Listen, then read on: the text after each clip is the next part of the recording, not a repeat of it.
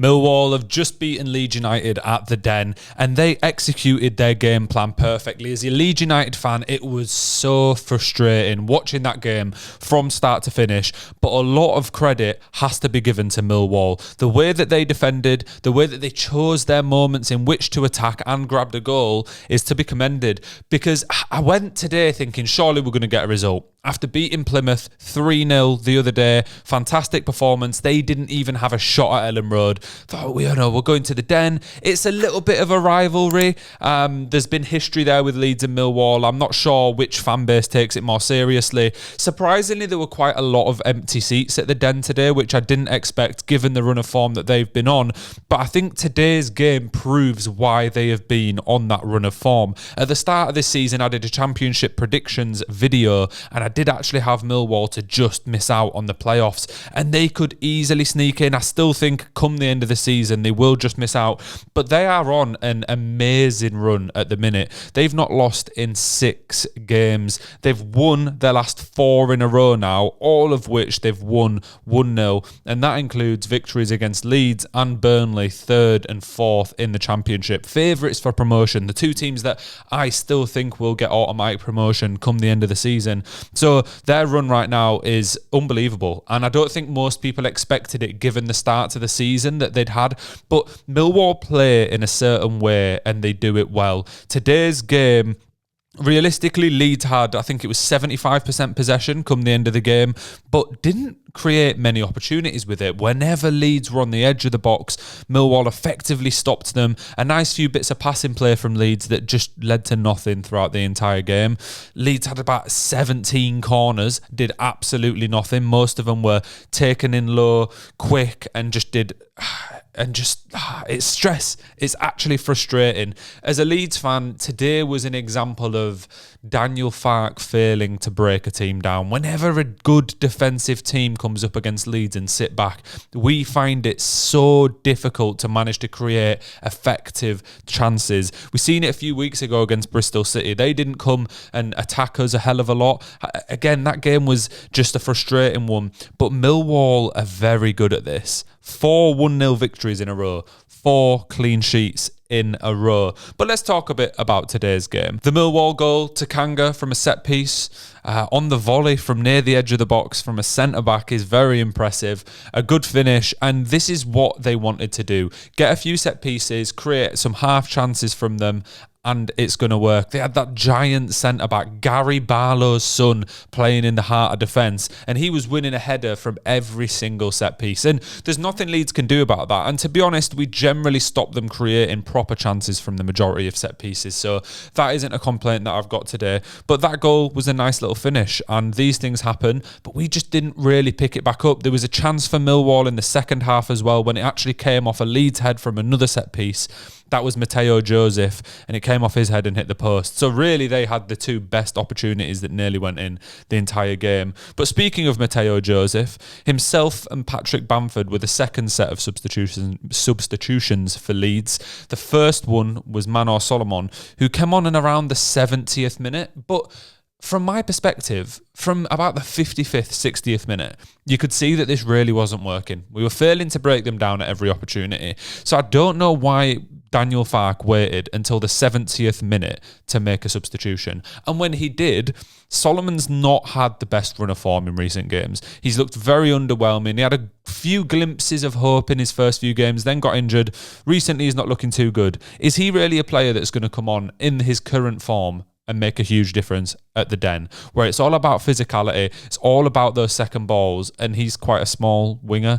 I was calling for Mateo Joseph, and as I just alluded to, he did come on in the 80th minute along with Patrick Bamford.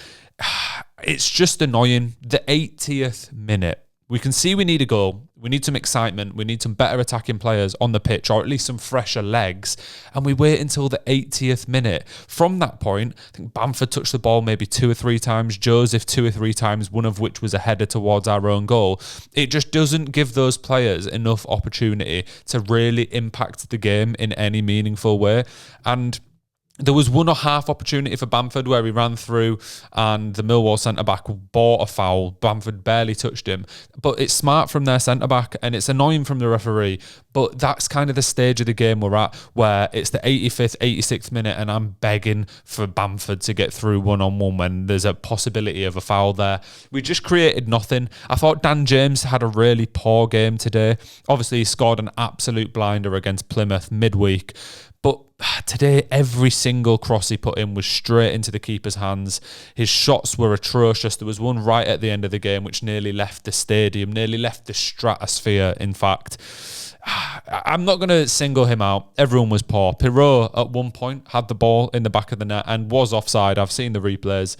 Really annoying because he was... I suppose if he was onside, he probably wouldn't have been there to slot it in. He's managed to pick up lots of goals in the last few games. And that's his job. So keep him in, keep him starting, but just bring Joseph on earlier when it's clearly not working. Our defence throughout this game were actually very solid. They didn't create many opportunities or even half chances outside of corners. There was one within the first 10-15 minutes of the game where a Millwall attacker skipped past 2 or 3 Leeds players but didn't make much of it. Defensively, we were sound. The only player that I still have question marks around defensively is Bogle. I think I've said it a million times now. Going forward, he's fantastic. He adds a fair bit to the attacking movements of Leeds United, but when I see him one-on-one defending with someone, it just never looks good. He does not fill me with confidence that he's going to win that duel. And it's a real shame because you've got Firpo, who has become a new messiah this year. Struijk back in the starting lineup every week, and he's such a big difference maker. I think that he is probably the best centre-back, definitely for Leeds United, maybe even in the entire Championship. I think he'd easily fit into practically any bottom-half Premier League team. You've got Rodon, who's been very solid again this season. Had a bit of a shaky start maybe for a few games. And then obviously we've got the Iceman himself, Ian Meslier, who made no mistakes today, couldn't do anything about the goal. He's always going to get questioned now, especially after that mistake against Sunderland. He will never live that one down. But Leeds fans, Millwall fans, let me know what you thought of today's game in the comments. I honestly thought Millwall smashed it, and I don't like to admit that, but just sit back, let Leeds attack, struggle to break you down, do exactly what you're good at. Atmosphere got a little bit better throughout the game. I'm not sure what that chant, if you can call it that, just like the noise chant that was going just like whoa for 50% of the game. I respect it, and Millwall have just mastered their game plan and know how to do it well. I still think that they're going to finish pretty high up in the Championship table. In fact, leave your prediction for where you think Leeds and Millwall will finish come the end of the season. Obviously today's game isn't the only thing we can go off, but they have just beaten Burnley as well, which is a huge result for them. And as much as they've just beaten us, I don't really mind Millwall. I'd love to see them somehow get promoted to the Premier League just for the shithousery it would bring. Just to see Premier League, Manchester United, Liverpool, Arsenal, that calibre of team go into play at the Den. It'd be a strange experience. Today, it is what it is. You've got to take these results on the chin. I do think Daniel Farke massively struggles against this style of setup. And if I was another team looking at this game, looking at the Bristol game, looking at other examples of this exact same thing last season, then that's exactly how you should line up against Leeds United if you have the defensive-minded players to be able to do so. And I don't take these results too seriously right now. It's just a blip in the road. But come the end of the season, if we miss out on automatic promotion by, 4 or 5 points, and we're in that automatic promotion race again, this is exactly the type of game you will look back at as a huge missed opportunity. This and Bristol and Burnley at home, they're all fixtures in which we actually played well throughout periods of the game where could be classed as the better team, but didn't end up getting a result. And there's only so many times that can happen before you've got to start questioning the manager, because again, we have such an amazing squad compared to the rest of this league. I'm not questioning him now. That's not what I'm saying. I'm just saying it's a worrying sign, and those worrying signs keep repeating themselves. But on to the next game at Ellen Road at the weekend. If you enjoyed the video, if you're a Leeds fan, if you're a Millwall fan, if you're a Championship or even a football fan, please remember to hit like and subscribe. I'm trying to hit 1,000 subscribers by Christmas. It's a big goal. We're going to be very active over the next couple of months, and I hope you'll join me on the journey. Thanks for watching. Peace.